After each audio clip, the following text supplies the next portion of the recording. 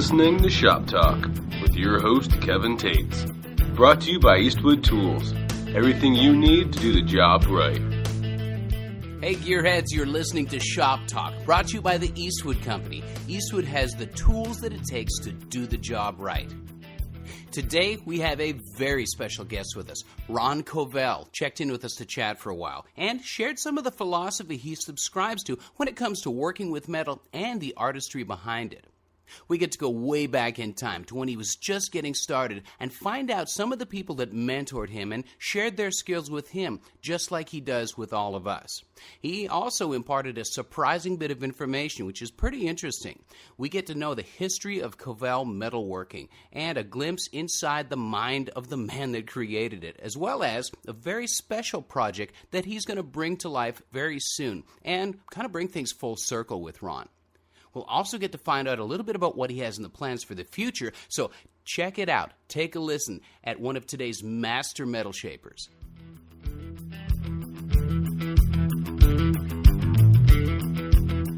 You are listening to Shop Talk, brought to you by the Eastwood Company. Get the job done right with Eastwood. Now, I'm so pleased to have a very special guest with me today, a gentleman I have tremendous respect for and who has earned the respect of generations of metal shapers and automotive enthusiasts, Mr. Ron Kovell. Ron, how are you? I'm doing great, Kevin. Good. So you're a hard guy to track down sometimes. I do travel a bit. Well, it must be wonderful to see those different parts of the world. It is. I really enjoy that. Well, I've got a ton of questions for you, Ron.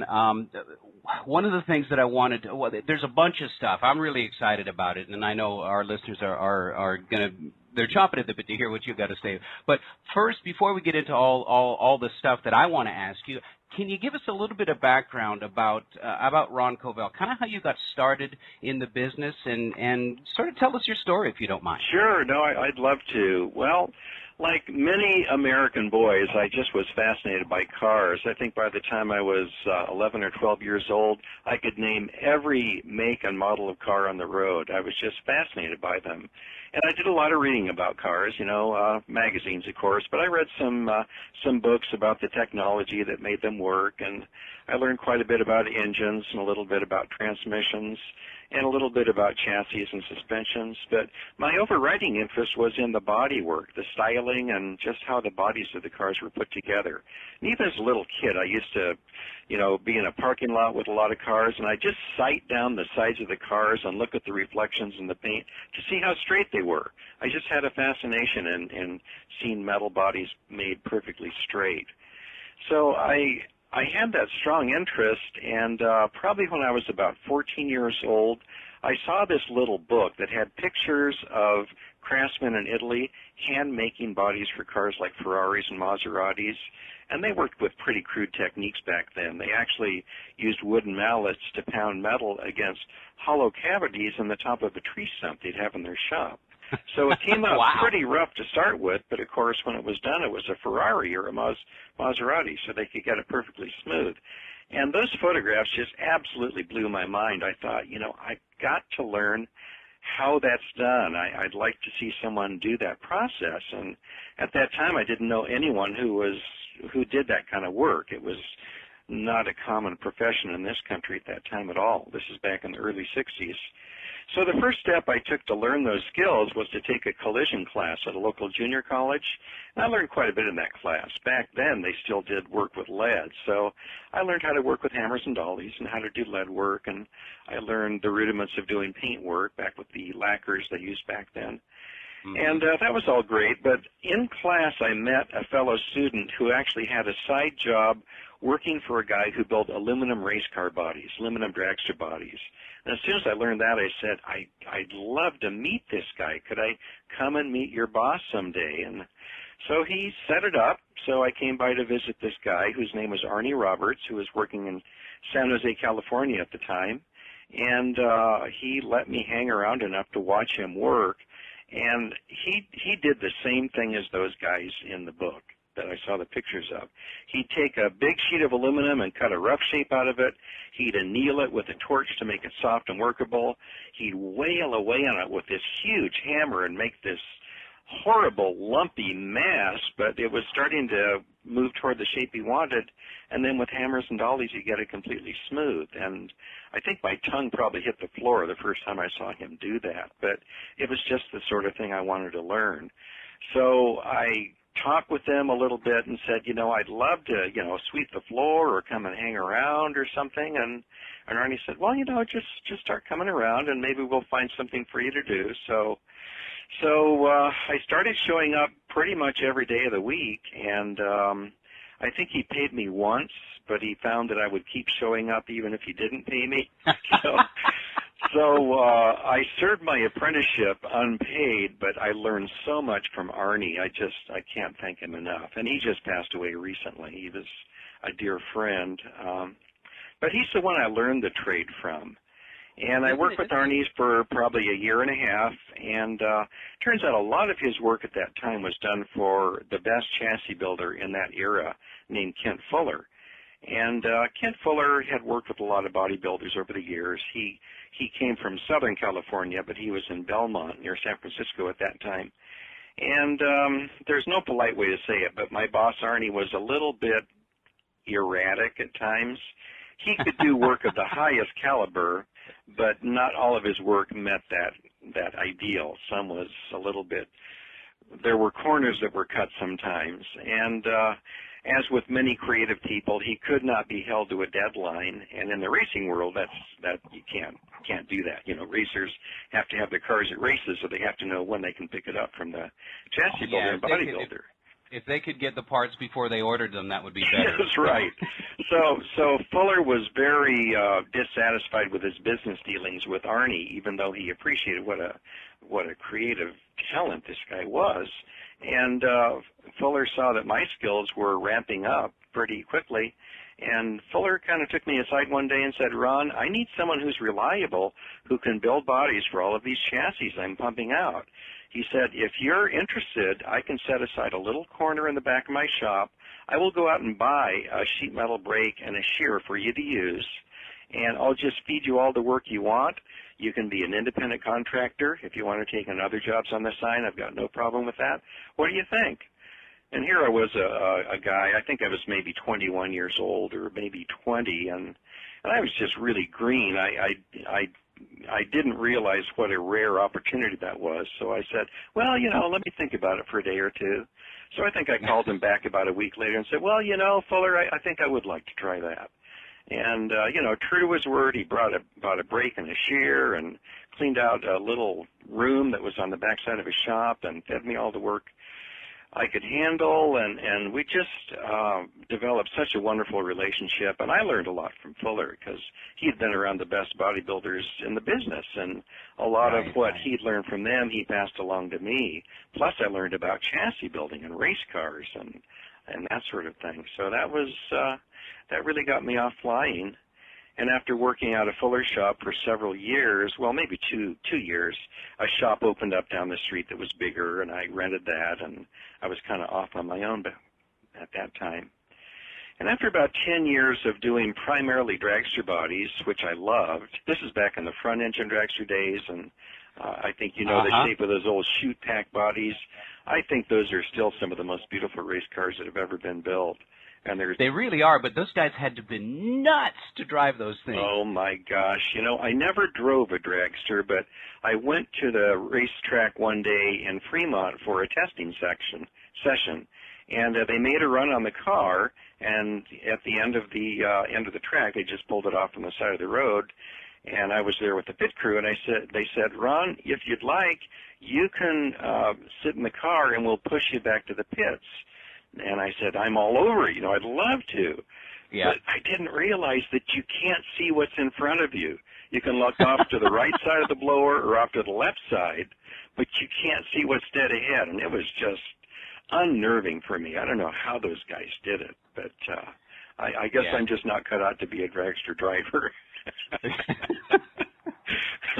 But my hat's better off to build them, I guess, right? Right, yeah. Well, for me at least. I mean, I'm glad there are people who are so good at that, but it's not for me. And after about 10 years of nothing but dragster bodies, I really was getting more interested in street rods for a number of reasons.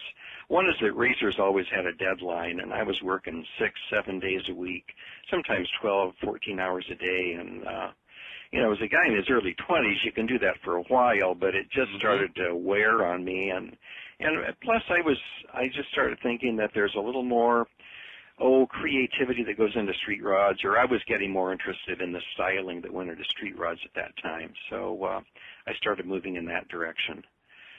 So that's kind of how I got into business.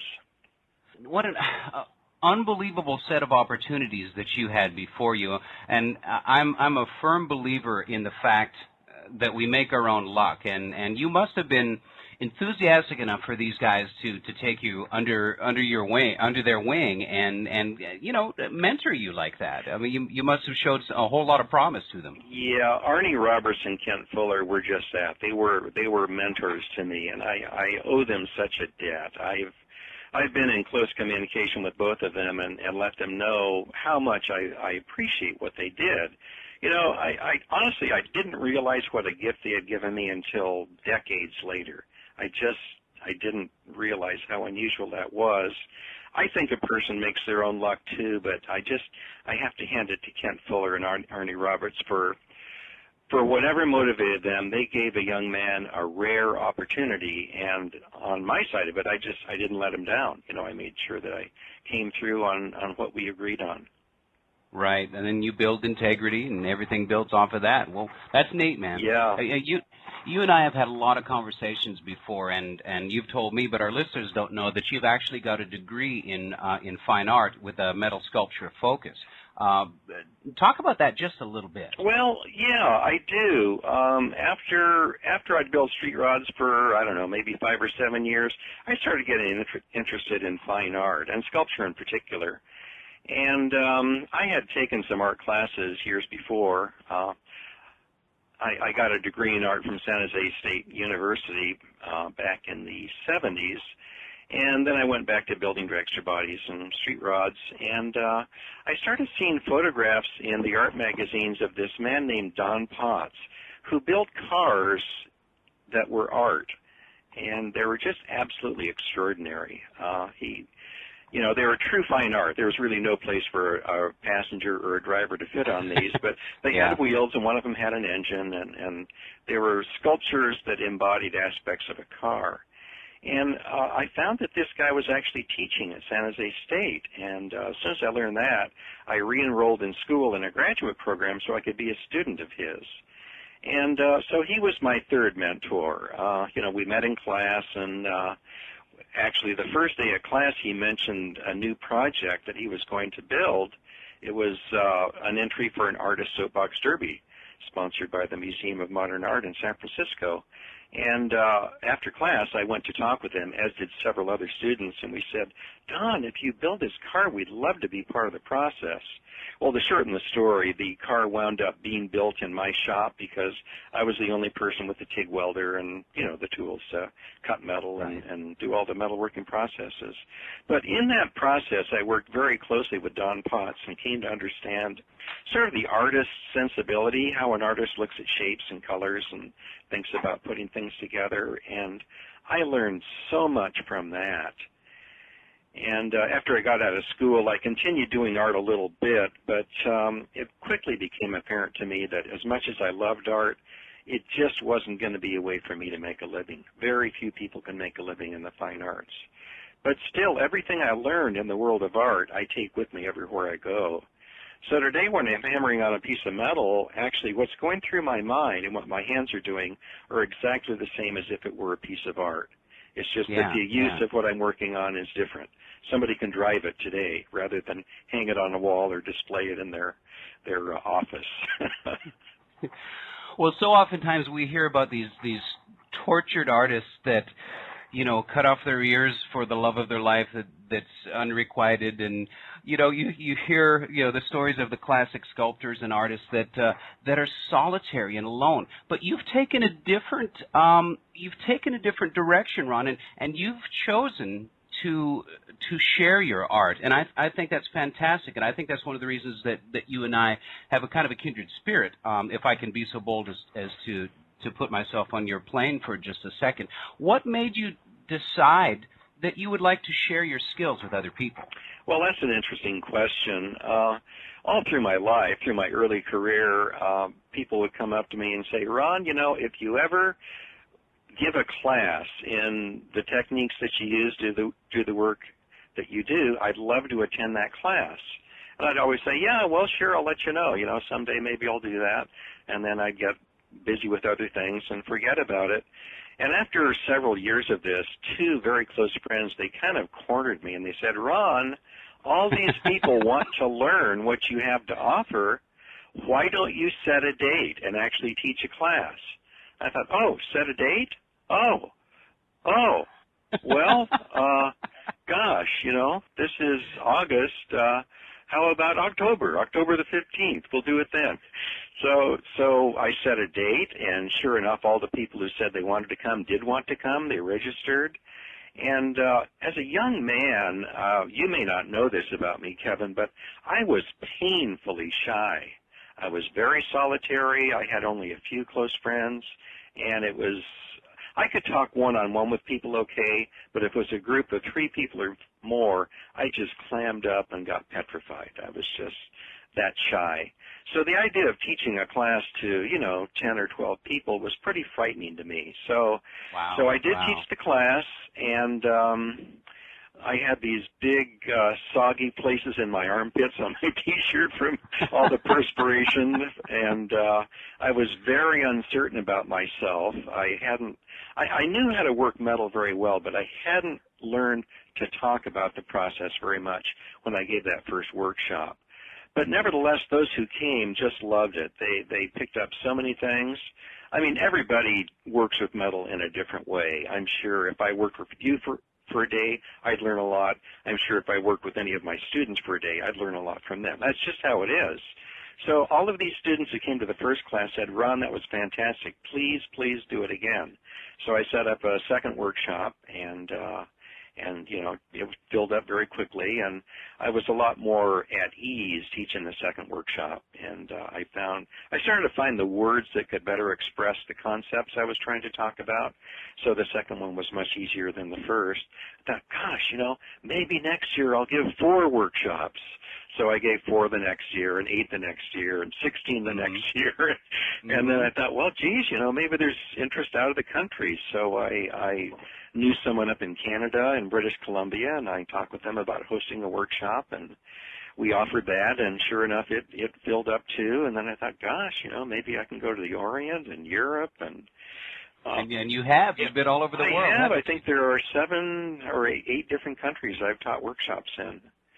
So it's funny, as long as we've known each other, I've never known that you were shy and a little bit introverted when you were younger, and you would never know it. I didn't stumble upon. I knew you were giving a presentation at the SEMA show in 2012, and a friend of mine and I came to just kind of hang around and watch you, and of course you had the typical Covell crowd gathered around you of people studiously staring at what you were doing, and it's just fantastic because you have this way of analogizing and relating to people, and you just draw people in, and I don't know, maybe it's a situation to where over the years you just overcame that,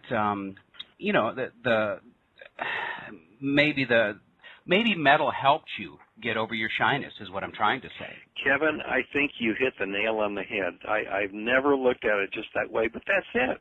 Because metal and working with metal, that's my passion. That's the area of interest that I'm most passionate about. And it's a joy for me to talk about those things to other people. And it took me quite a few years, to kind of work on getting rid of my shyness, or, working it down to a low level and finding my voice in talking about the world of metal.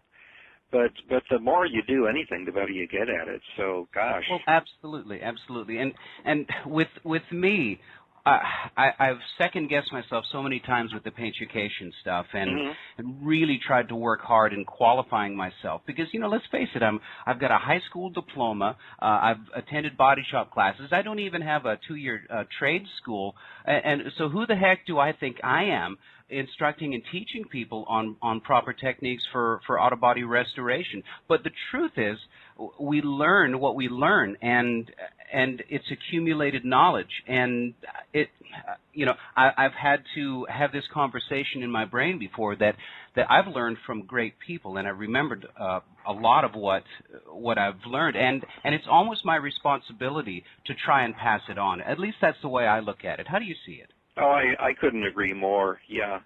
It's I'm so grateful to those who really made an effort to teach me the important things in their life. Like Fuller and Don Potts and Arnie Roberts, and I like to pass along what I've learned to other people too. It's a joy for me. And you know what I really like, Kevin, and I'm sure you can relate to this. You're talking to somebody, and all of a sudden you can see that light bulb go on inside their head. Absolutely. They just get a look in their eye. Oh, I get it. And there's joy they take in that. And then, they've got more stuff to do you can hear something and learn, but to gain a skill, you've got to practice it. So all I can do is to get the interest going and maybe impart a little bit of knowledge, and then it's up to them to take it the rest of the way. Yeah, absolutely. And you talked about your education. I think education is overrated. I mean, there are some good things that can be learned in school, but school is not by any means the only place where learning can happen. And I know you, Kevin, you've learned your lessons in life very well, and you passed them along to others very well. Well, thank you very much for the compliment. I sincerely appreciate it. It's just a pleasure to talk to you. For people that are listening, this is Ron Kovell, and you're listening to Shop Talk, and Ron and I we're just talking shop, and it was one of the neat things about doing this podcast. Is being able to have nice conversations with guys like you that quite frankly I look up to, and I pinch myself every time that we get to work together. Speaking of, you and I have done several different TV shows together. I think the first time you were a guest on one of my series was on the Classic Ride Show way back in the DIY days. Right.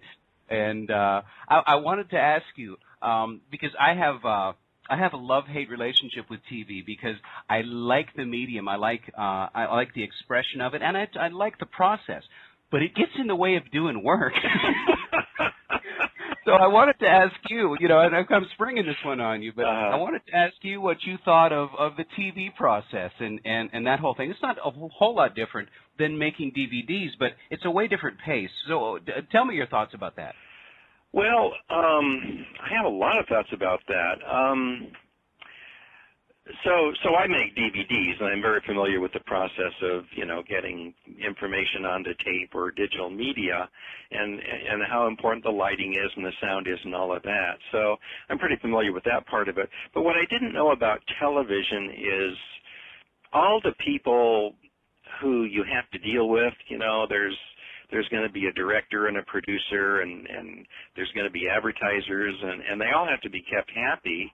And, when I watched how you dealt with that, Kevin, I realized what a talent you have, because that's not for everyone. I couldn't do it. My sense was like being in a pressure cooker because of all these pressures coming into play.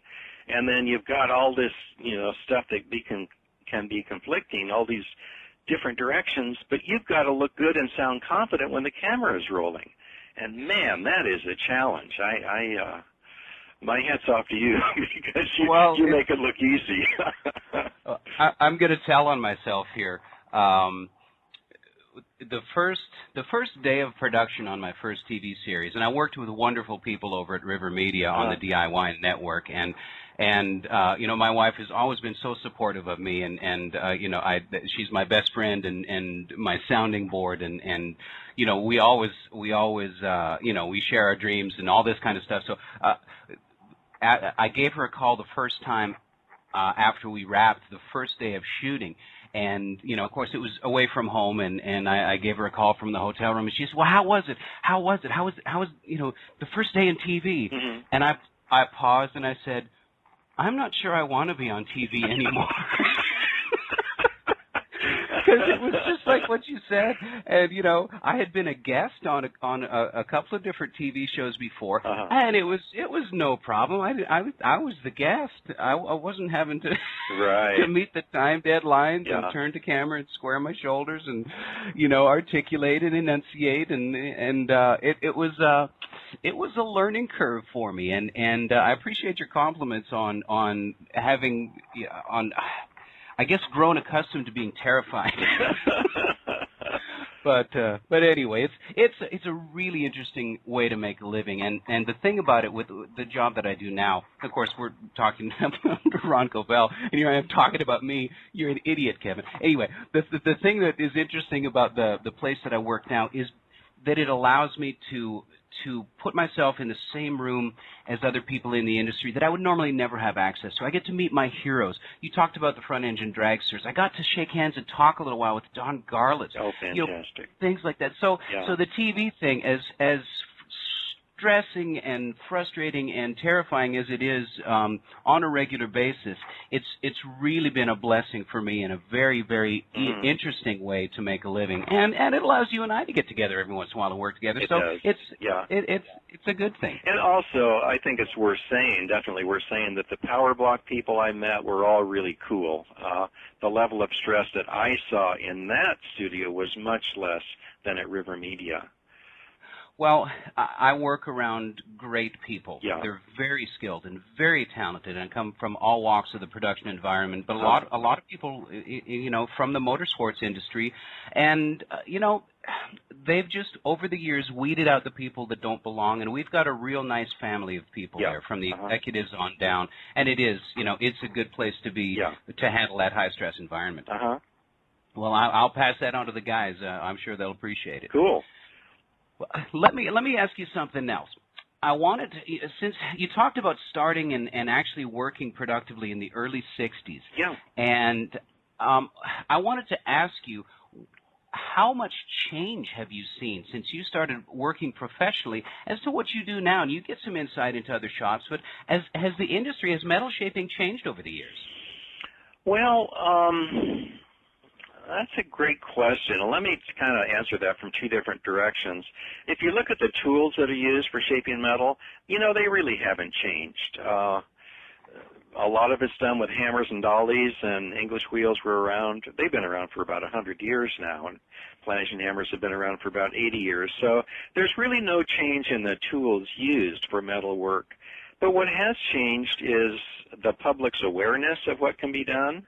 I mean, 15 years ago, hardly anybody knew what an English wheel was, and now, primarily because of television and magazine coverage, most people, most car people at least, know what an English wheel is and what it does. And, you know, the television coverage has been a blessing and a curse. The blessing is it's made a lot of people aware of what can be done, and in some ways taught them what the techniques are, or at least given them a good overview of the techniques for building cars or shaping metal. And the downside, and I'm pretty sure you know where I'm going with this, is you can lie about time with video. You can cut out the boring parts, and you can make something appear to happen very quickly that, of course, cannot happen quickly in real time. So a lot of people have a very skewed understanding of how long it takes to do something. And when they find out it takes hours instead of seconds, not everybody has the the endurance to work through some of these lengthy processes. Some do. Well, and not only that, but with television, we have the luxury of being able to stop and start if something goes horribly wrong. So that's a good thing. So overall, I think I think television in particular has really made people aware of just how much can be done and what the path would be if you want to learn those skills. Yeah. I have to plug Eastwood here for a second. You know, I've had a relationship with them for a while. And by the way, it's nice to see your DVDs in the Eastwood catalogs popping up some more, too. But I love the fact that the Eastwood company brings affordable tools to the marketplace on a mass basis. They use social networking, and, of course, the catalogs have been around for 35 years now. I think, I don't know, here, I want to give a big round of applause to the Eastwood company for constantly bringing forth affordable solutions for people that want to learn these skills and get into the trade. And you've had your own line of tools and things like that. Some people need a place to start, though, don't they? They do, and one thing I can say about Eastwood is you really can do one-stop shopping there. They've got virtually everything you would need for any type of restoration or custom building project. And the other thing about them that I like, and I've talked with the guys about this, is, and one of the things that endears me to them and really makes me respect their whole entire mission statement is their focus on education. They've always had, tapes and DVDs and books for sale, but now, man alive, their website is just brimming with projects that they're doing in-house, and they've got a restoration forum, and they're one of the things that we're doing, which is really fun, is the live streaming webcast, the streamcasts, and they're workshops that people can actually ask questions during live. It's just such a neat thing, and well done to the Eastwood Company for focusing on education, because I know it's near and dear to your heart, as it is mine. Absolutely. Yeah. Well, so you do workshops all over the world. This is something that occurred to me on the way home today, because I grew up in Western Canada, and I moved down to the Southeast, with the music industry, but that's a whole other story. But I found myself with a bit of a language curve when I came down here, because although I love the romanticisms of the Southern accent, it took me a little while to really catch on to dialects. So my question for you is, when you do a workshop in Japan, when you do a workshop in New Zealand, when you do a workshop in Sweden, how long does it take you to acclimate to people and their accents? Is this an issue, or do you have to adopt sign language? Great question. Well, in Japan, I use an interpreter. Most Japanese people do speak some English, but not everybody is really good at English in Japan. So every workshop I've taught in Japan, I've had an interpreter, but that's the only place I've used an interpreter. When you think about it, American movies are shown pretty much worldwide. So people in Australia, New Zealand, and England, and Sweden, and Holland all have seen a lot of American movies, and they're able to follow the plot pretty well. So it's really not a problem for them to catch on to an American accent. I think your question is a little more the other way. How is it for me to understand the different accents I hear when I travel? And I am challenged by that a bit.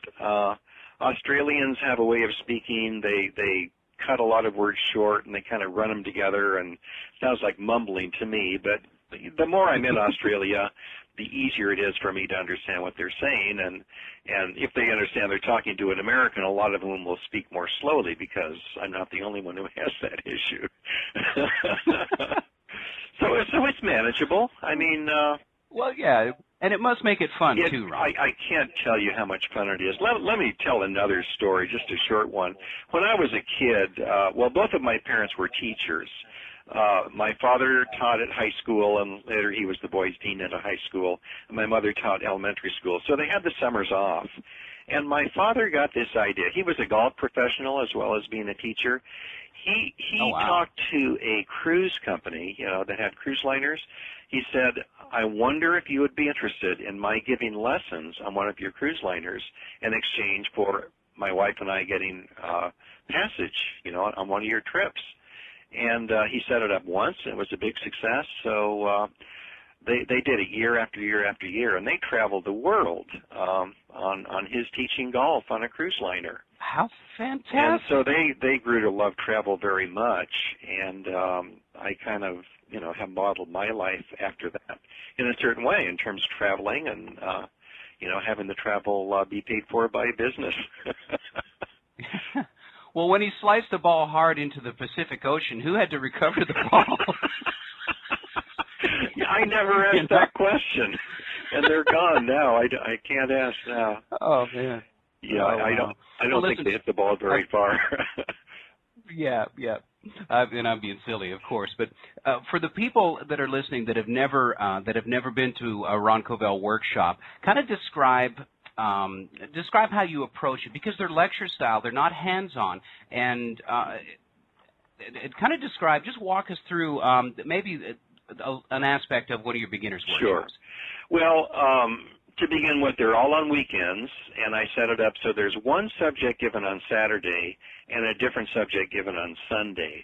So people have the choice whether they come to one day or both. Completely up to them. And they're usually given in a shop of some sort, most often a street rod shop.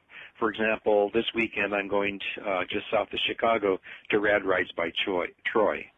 Oh, my gosh, yeah. Really? So, there's always something of interest to look at that the host is working on. And they run from 9 to 5. We have lunch brought in at 12 o'clock. We take about an hour break for lunch. So the way that I do it is just I talk a little bit about metallurgy in the first segment. Some classes are based on aluminum and some are steel. And I talk about the particulars of whatever metal we're working with. I talk about the basic tools that we move metal with, which is most often hammer and dolly. And then I have a planned set of demonstrations that I just start working through. And there always are questions, and the questions are the greatest part of the workshop. So I spend as much time answering questions as each question requires. And often after one question has been answered, there'll be a second and a third and a fourth, and they can go like wildfire. But I think that's the best part of the workshop. You know, if you're sitting in a group of 20 people, probably the guys on either side of you, I say guys because it's mostly men, only about 1% of the workshop attendees are women, but there are a few. But anyhow, the person sitting next to you is probably going to ask questions you never would have thought to ask yourself. So it's a fabulous learning experience. Well, I've had the pleasure of attending several of your workshops.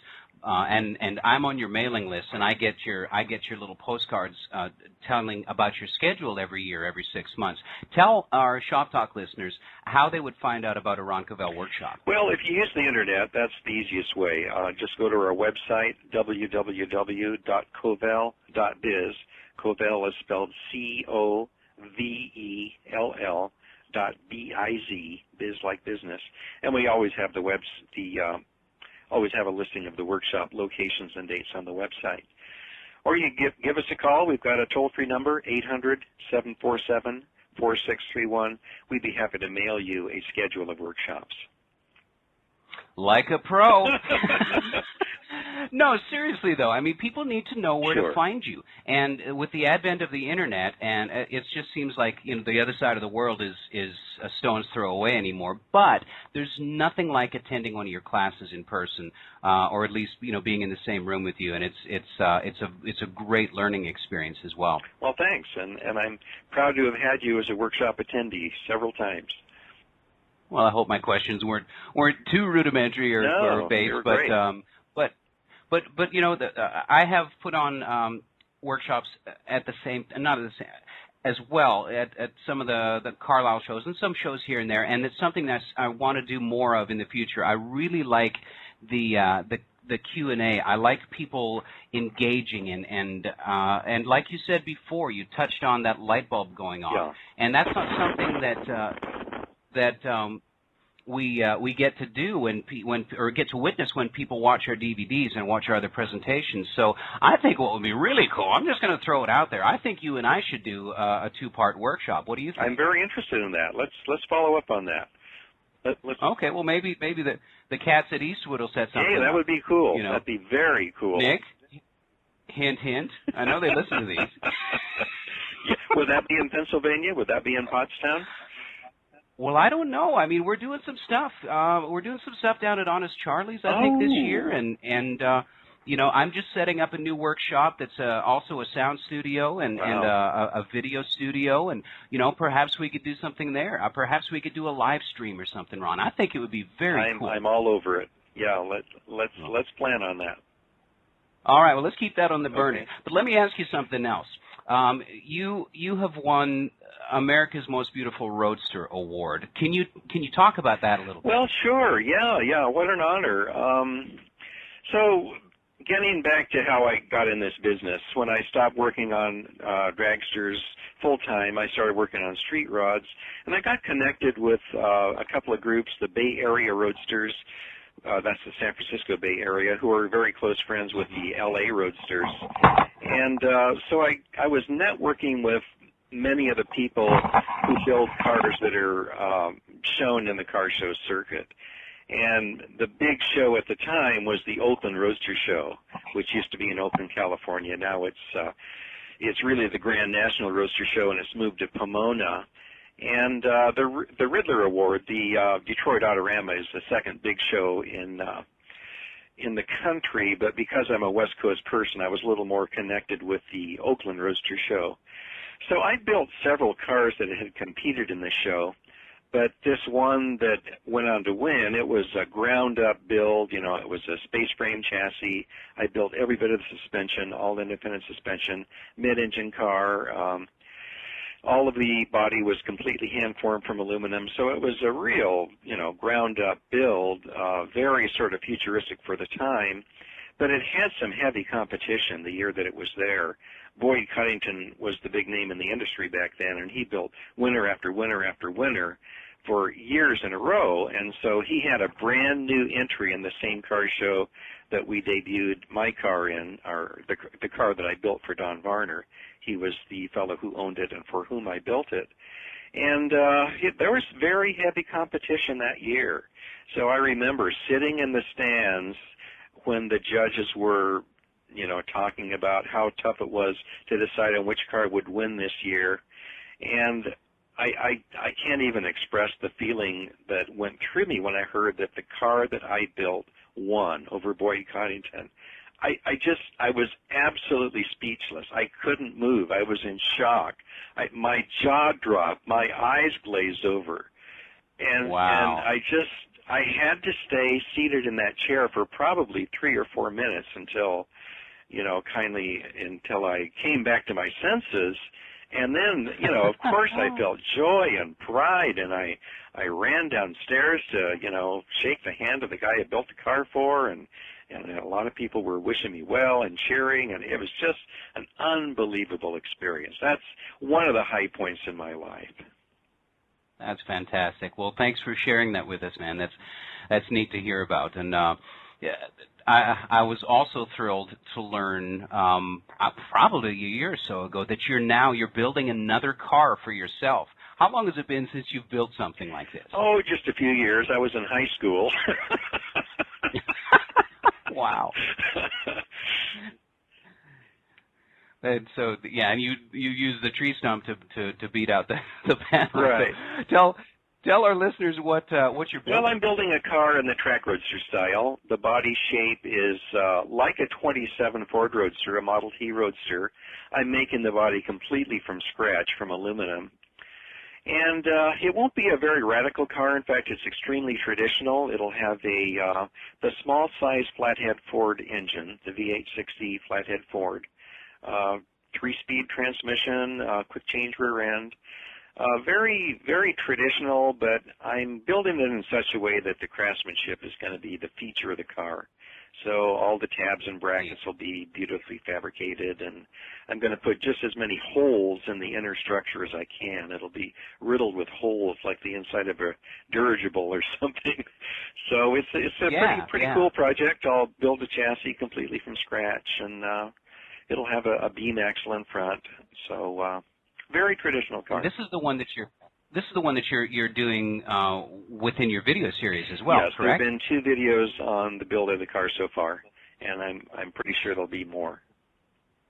Well, how neat is that to have that legacy till the end of time on video in the presentations? That's neat. It is. I'm so pleased to have been able to, I don't know how to say this, but touch people's lives through video. You know, a lot of people have come to workshops, and that's great, but not everybody can come. It may be too expensive, or it may be too far away. So for those who can't attend a workshop, this is the next best thing. And dozens and dozens of people over the years have come up to me just thanking me for what they've learned through the DVDs. And I just really feel, I'm sure you can relate to that too. It's a wonderful compliment, isn't it? Yeah. Yeah. Well, we've talked about how you got started. Go back a little bit farther. I know you talked about looking at vehicles on on the highway and being able to identify these cars at a glance. And my brother and I, we used to do these long road trips up in Western Canada, and we would be bored to tears, and we would make games up as to who could recognize the silhouette of a vehicle or a grill or a taillight, and we would have contests as to who could name the car first, you know, these road trips with our parents. What is your very first gearhead car guy memory that you can that was important to you? Well, that's quite a question. I have a brother who's 4 years older than I am. So when he was in high school, I was in junior high, and some of his close friends had cool cars. And one of them was a 36 Ford that had a custom paint job, and all of the suspension had been chrome plated. So I think that's probably the first car that really kind of got me going. Yeah. It's so interesting to ask people that question, because it's so varied what people end up saying about something that really jogs your memory, because it plants seeds, doesn't it? Yes, it does, absolutely. And to this day, my favorite cars are from the 30s. It's not that I don't like cars from other eras. I like all kinds of cars, but those are the ones that just talk to me most clearly. Yeah, I completely understand. So we've talked about your past. We've dug into your psyche as to what got you ticking as a gearhead car guy, metal shaper. You know, you've talked about your history, and you know, those of us who know what you do, we're aware of the wonderful DVDs and videos that you put out over the years, including the Shop Tour series, which I personally like. What I wanted to ask you next, Ron, is what you see in the future. What's coming up for Covell? What's coming up for you, Ron? Well, honestly, I think it's just more of the same. You know, I've developed my career by following my passion to do the things I love most. So the only change I see is maybe the proportion in which I do them. Something I don't think we've talked about at all is the writing that I do. I write for 3 magazines now, Street Rodder and Classic Trucks. I have a column in them every month. And then I'm also writing for Australian Street Rodding magazine. My column there is every 2 months. But in addition, I write technical articles, mostly for Street Rodder, and I love the writing. It just, you know, it exercises a part of my brain that doesn't get exercised otherwise. So I'll probably be doing more writing in the years to come. And I plan to continue with the video series, the DVD series, and plan to continue building this car. And if I should ever finish this car, I've got wonderful ideas for a lot more. So we'll just have to see how that goes. The first one's taking a long time. Well, we're all looking forward to seeing what's coming next. And again, you're listening to Shop Talk, and this is Ron Kovell, Metal Master, that we're talking to, and we're so thrilled that you could spend some time with us. And thank you so much. Kevin, the pleasure is mine. Right. One more question before we sign off, Ron. What advice could you give to somebody that's maybe a little bit intimidated, sees an English wheel and watches somebody with maybe gets lied to by television and sees it happen in 20 minutes, making a motorcycle gas tank? How in a kind of a sentence, I know it's tough to do that, but in a short form, what would you say to somebody that kind of feels like they're on the fence as to whether or not they should pursue this? They're a little bit intimidated. Great question. Well, I guess I hope I have more than one sentence for this. Absolutely, take your time, because this is really important to both you and I. I would encourage people to start with the simplest tools. An English wheel should not be your first tool. Your first tool should be a hammer and a dolly, and maybe your next tool is something to weld with. A MIG welder or a gas welder or a TIG welder, whatever your budget will afford. And just do what you can with those tools. I have built complete cars with the tools that I mentioned. It doesn't take fancy tools. And really what determines if you're going to make it or not, and it's not for everybody, metalwork isn't for everybody. It takes a person with a lot of stick-to-itiveness. I have found that determination trumps talent. So if someone's willing to get in there and get their hands dirty and get into trouble and work their way through it a few times, they're going to accelerate their skill development faster than someone who might have had the luck to be born with a lot of raw talent but doesn't pursue it. interesting because when I'm teaching people how to paint, I talk about muscle memory. I talk about the relationship between your mind and your hand and your eyes, and how repetition plays such a huge part in developing muscle memory. So I guess what you're saying is, I love determination trumps talent. That's fantastic. But at some point, it's absolutely true with anything that's an acquired skill. It is. I spent some time in the music industry. I tried to be a rock star. I tried to be a songwriter, and boy, howdy, that was humbling. But that is not a God-given gift either. That's an acquired skill that takes years of dedication and years of practice, and sometimes you still don't achieve success. So this is no different. But the thing about it is I have found that different from the music industry, when we're dealing with cars or metal or paint or shaping panels or blocking, the more you put into it, the more it gives back to you. And it brings me to another question. And I know we're deviating and stuff, but I wanted to ask you this anyway. You talked at the SEMA show about metal. I think I asked you what made you have an affinity for metal rather than other mediums for your expression of art. And you told me the story about clay, and I'd like you to tell our listeners that. Back when I was in art school, I took one class on working with clay just to, explore another medium.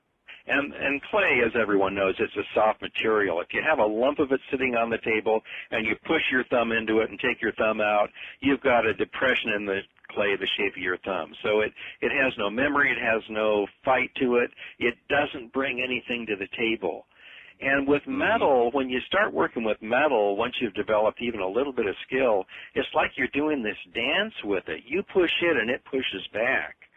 And I've come to rely on that. I've come to understand that. I've come to love that. And because I have some mastery now with knowing how much it's going to push back when I push on it, I love the dance that I do with metal. It gives me a joy that no other material does. That's a fantastic way to close this, Ron. And I want to thank you so much for your time. And people go to covell.biz. Check out the Eastwood catalog. Ron's DVDs are in the Eastwood catalog. And look on the horizon for maybe us doing something cool together. That would be great, Kevin. I'd look forward to it. Well, we really appreciate you, Ron. And again, you're listening to Shop Talk, brought to you by the Eastwood Company. Get the job done right with Eastwood and Covell Videos. Ron, thanks so much. We'll talk to you soon. Okay, Kevin. Bye.